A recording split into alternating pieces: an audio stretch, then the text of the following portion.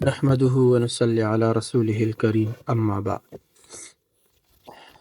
میرے محترم بھائیوں، ہمارے پیارے نبی حضرت محمد صلی اللہ علیہ وسلم کے آباء و اجداد کے احوال ہمارے سامنے آ رہے ہیں۔ کل ہم نے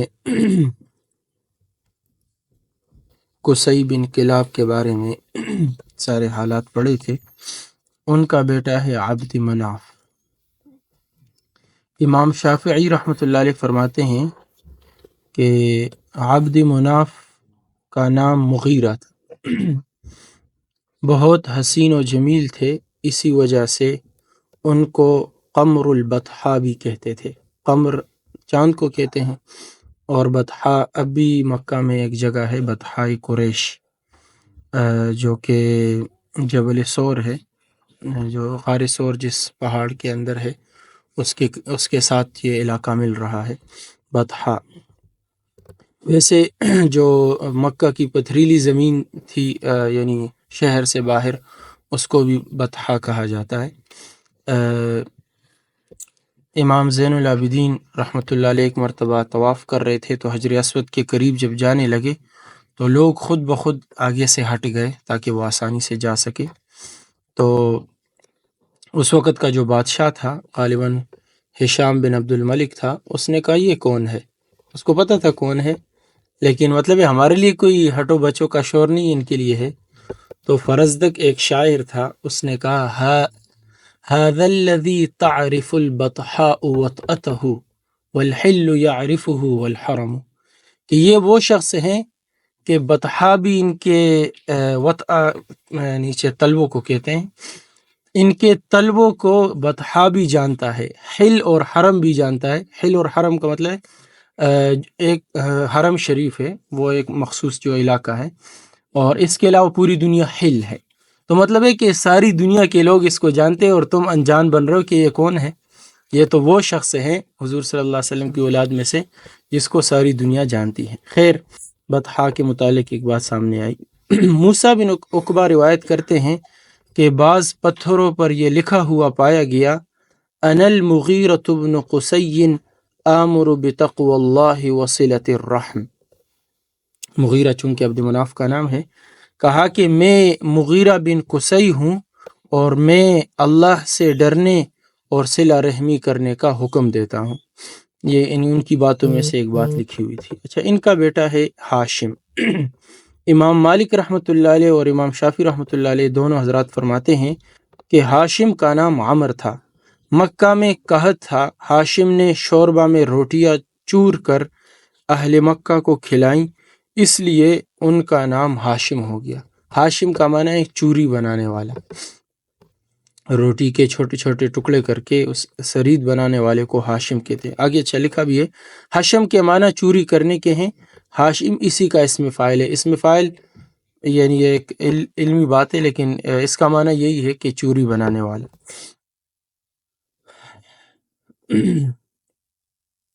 عمرو العلا حشم الثرید لقومه، یہ ایک شعر ہے ان کے بارے میں۔ ورجال مکہ مسنتون عجاف، کہ عمر بلند مرتبے نے ان کے یعنی جو ہاشم کا نام چونکہ عمر ہے، ان کے ساتھ ایک ان کی صفت لگائی۔ عمر بلند مرتبے نے یعنی بلند مرتبے والے نے اپنی قوم اور تمام اہل مکہ کو سرید بنا کر کھلایا، اور مکہ کے لوگ قحط کی وجہ سے لاغر اور ناتواں تھے۔ ناتواں جس کے اندر طاقت نہ ہو۔ اچھا، لاغر دبلے پتلے کو کہتے ہیں، جو خوراک نہ ملنے کی وجہ سے بیچارہ کمزور ہو جائے۔ ایک مرتبہ نہیں بلکہ بار بار اہل مکہ کو اسی طرح سے کھلایا، نہایت سخی تھے، دسترخوان بہت وسیع تھا، ہر وارد و صادر کے لیے ان کا دسترخوان حاضر تھا۔ وارد جو پہلے سے آیا ہوا ہے، صادر ایک دم سے جو آ جاتا ہے، سب کے لیے ان کا دسترخوان وسیع تھا۔ غریب مسافروں کو سفر کرنے کے لیے اونٹ عطا فرماتے تھے۔ کوئی غریب جا رہا ہے سفر کے لیے، سواری نہیں ہے، سواری دیتے تھے۔ نہایت حسین و جمیل تھے، نور نبوت آپ کی پیشانی پر چمکتا تھا۔ علماء بنی اسرائیل جب آپ کو دیکھتے تو سجدہ کرتے اور آپ کے ہاتھوں کو بوسہ دیتے۔ قبائل عرب اور علماء بنی اسرائیل نکاح کے لیے اپنی لڑکیاں ہاشم پر پیش کرتے تھے، حتیٰ کہ ایک مرتبہ ہرقلہ جو قیصری روم تھا، روم کا جو بادشاہ تھا، تو اس نے ہرقلہ شاہ روم نے ہاشم کو خط لکھا کہ مجھ کو آپ کے جود و کرم، جود سخاوت، کرم دونوں کا معنی سخاوت ہے، مجھ کو آپ کے جود و کرم کی اطلاع پہنچی ہے، میں اپنی شہزادی کو جو حسن و جمال میں یگانہ روزگار ہے، یگانہ بے مثال، یعنی اس کی کوئی مثال نہیں، آپ کی زوجیت میں دینا چاہتا ہوں، آپ یہاں آ جائیں تاکہ آپ سے شہزادی کا نکاح کر دوں۔ ہاشم نے شہزادی کے نکاح سے انکار کر دیا۔ شاہ روم کا مقصد اصلی یہ تھا کہ وہ نور نبوت جو ہاشم کی پیشانی پر چمک رہا ہے اس کو اپنے گھرانے میں منتقل کر لے، چونکہ حضور صلی اللہ علیہ وسلم کے بارے میں تورات اور انجیل میں کہا گیا تھا کہ نبی آخر الزماں آئیں گے۔ اچھا، حضور صلی اللہ علیہ وسلم کا نام جو محمد رکھا گیا ہے، اس دوران بہت سارے لوگوں کا نام محمد رکھا گیا ہے، اس لالچ سے کہ وہ نبی ہمارے ہاں ہو جائے، چونکہ نام تو تھا یعنی پہلی کتابوں میں آپ صلی اللہ علیہ وسلم کا۔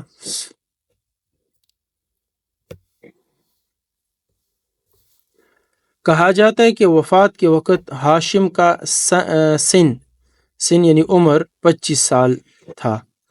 ہاشم ہی نے سب سے پہلے قریش میں دستور جاری کیا کہ سال میں 2 مرتبہ تجارت کے لیے قافلہ روانہ ہوا کرے، موسم گرما میں شام کی طرف اور موسم سرما میں یمن کی طرف۔ یہ غالباً الٹا ہو گیا، نہیں ٹھیک ہے، موسم گرما میں شام کی طرف اور موسم سرما میں یمن کی طرف، چونکہ شام شمالی علاقہ ہے مکہ سے، تو وہاں وہ ٹھنڈا علاقہ تھا، تو گرمی میں وہاں جاتے تھے، اور یمن کی طرف یہ گرم علاقہ ہے تو سردی میں یمن کی طرف قافلہ بھیجتے تھے۔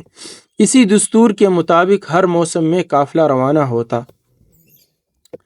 لق و دق بیابان، لق کہتے ہیں یعنی جس کے سر پر بالکل بال نہ ہو، بغیر یعنی صاف ستھری چیز، صاف ستھرے بیابانوں یعنی جس میں کوئی گھاس کوئی درخت نہ ہو، اور خشک ریگستانوں اور بر و بحر کو قطع کرتا ہوا موسم سرما میں یمن اور حبشہ تک یہ قافلہ پہنچتا۔ نجاشی شاہ حبشہ ہاشم کی بہت مدارات کرتا اور ہدایہ پیش کرتا، اور موسم گرما میں شام، غزہ اور انقرہ مصر میں ہے نا، مصر ترکی میں، اچھا، اور انقرہ جو اس وقت کیسری روم کا پایہ تخت تھا، جو روم کا بادشاہ تھا وہ اس کا تخت وہاں لگا ہوتا تھا، یہ قافلہ وہاں تک پہنچتا۔ کیسری روم بھی ہاشم کے ساتھ نہایت احترام کے ساتھ پیش آتا اور نذرانہ بھی پیش کرتا۔ ایک شاعر کہتا ہے، سفرین سنہما لہ ولقومہ سفر الشتاء ورحلۃ الاسیاف۔ ہاشم نے اپنی قوم کے لیے 2 سفروں کا طریقہ جاری کیا، ایک سفر سردی اور دوسرا سفر گرمی کا۔ یہ شعر کا ترجمہ ہے۔ اور ہاشم نے حکومت یمن اور حکومت روم سے قریش کے کاروان تجارت کی حمایت اور حفاظت کا حکم حاصل کیا تھا۔ عرب کے راستے عموماً چونکہ لوٹ اور تجارت سے مامون نہ تھے، اس لیے ہاشم نے قبائل سے معاہدہ کیا کہ ہم تمہاری ضرورتیں بہم پہنچایا کریں گے، اچھے طریقے سے پہنچایا کریں گے، اور تم ہمارے قافلہ کو کسی قسم کا ضرر نہ پہنچانا۔ ہاشم کی اس حسن تدبیر کا یہ نتیجہ ہوا کہ تمام راستے مامون ہو گئے۔ حق جل شانہ نے اپنے کلام میں قریش کو یہ انعام یاد دلایا، چونکہ اب قریش اچھے طریقے سے اپنے سال کے اندر دونوں موسم میں اپنی تجارت کر سکتے ہیں، گرمی میں بھی سردی میں بھی، تو یہ بھی اللہ نے ایک نظام ایسا چلایا ہاشم کے ذریعے سے، تو اللہ نے یہ احسان دلا کر کہا لإیلاف قریش ایلافہم رحلۃ الشتاء والصیف۔ اچھا، یہاں یہ بات بھی ہے، لیکن دوسری جو بنیادی وجہ ہے وہ یہ ہے کہ چونکہ یہ لوگ بیت اللہ کے پاسبان تھے، بیت اللہ کے رکھوالے تھے، اور اس کی حفاظت کرنے والے، اس کا خیال رکھنے والے تھے، تو اس وجہ سے بھی دنیا میں یعنی ان کی عزت تھی اور ان کو بڑی نگاہ سے دیکھا جاتا تھا۔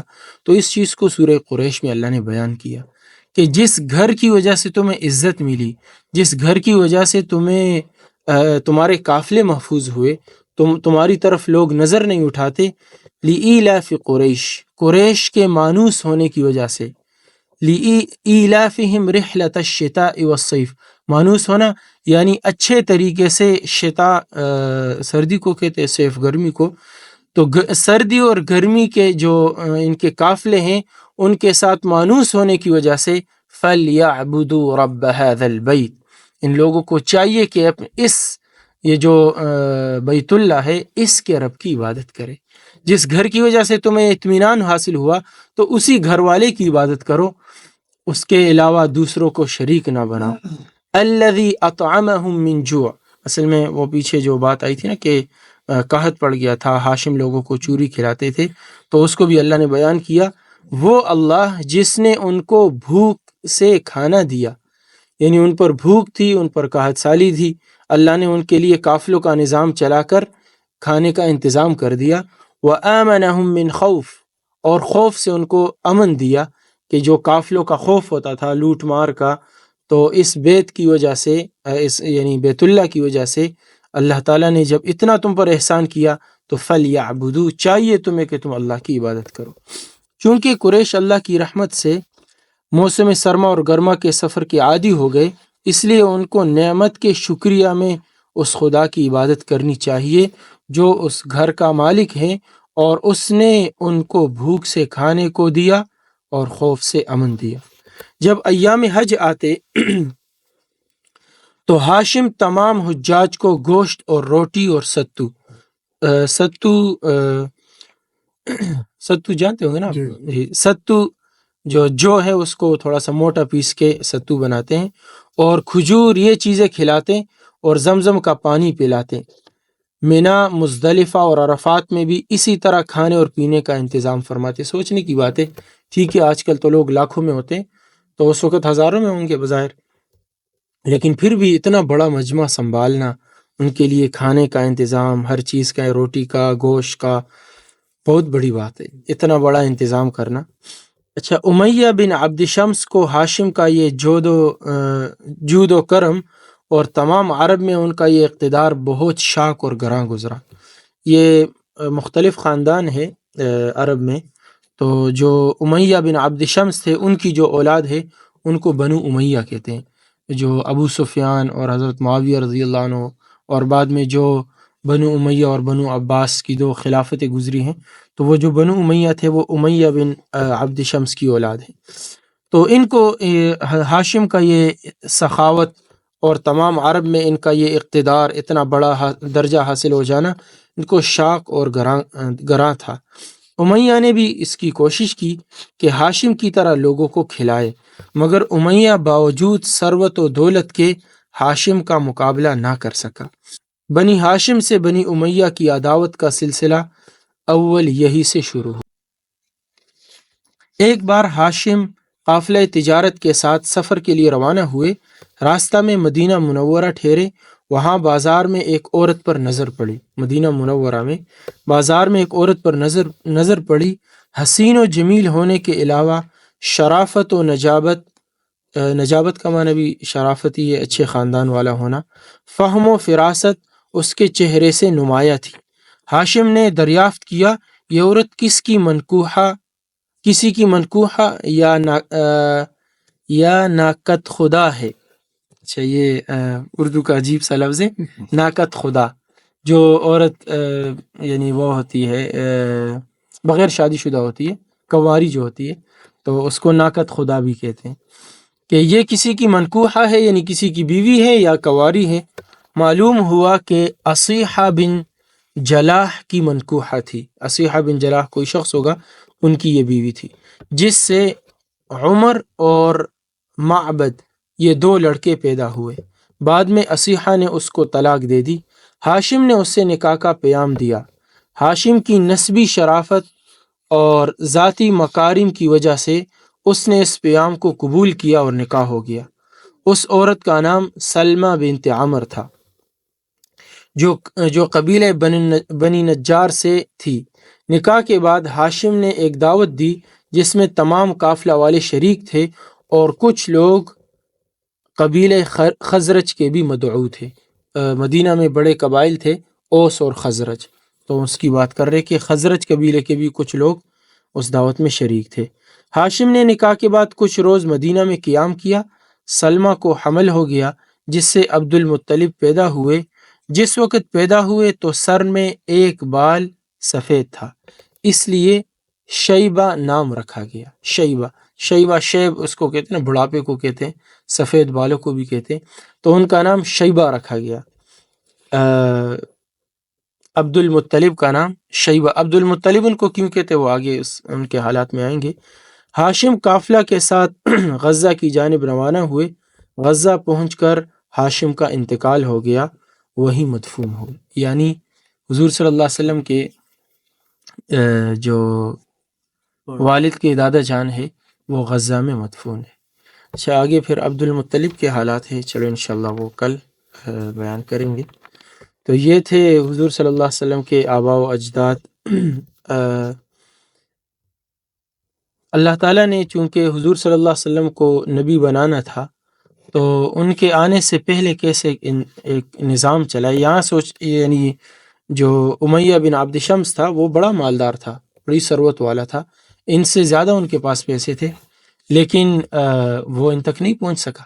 اللہ نے یہ جو عہدہ تھا اور یہ جو خدمت تھی حاجیوں کی اور غریب لوگوں کی، مسافروں کی، یہ ہاشم سے لینی تھی، تو مال اس کے پاس زیادہ ہے لیکن نام ان کا ہے۔ تو انشاءاللہ آہستہ آہستہ جتنے بھی حضور صلی اللہ علیہ وسلم کے متعلق چیزیں ہیں ہمارے سامنے آئیں گی۔ اس کا مقصد یہ ہے کہ جو ہمارے پیارے نبی حضرت محمد صلی اللہ علیہ وسلم ہیں، ان کے زندگی کے حالات، ان کے خاندان کے، ان کی چیزوں کے، پھر ان کے بعد کی جو زندگی ہے صحابہ کرام کی، وہ سارے ہمارے سامنے آ جائے، ہم بھی اس کے مطابق اپنی زندگی گزاریں۔ اللہ تعالی ہم سب کو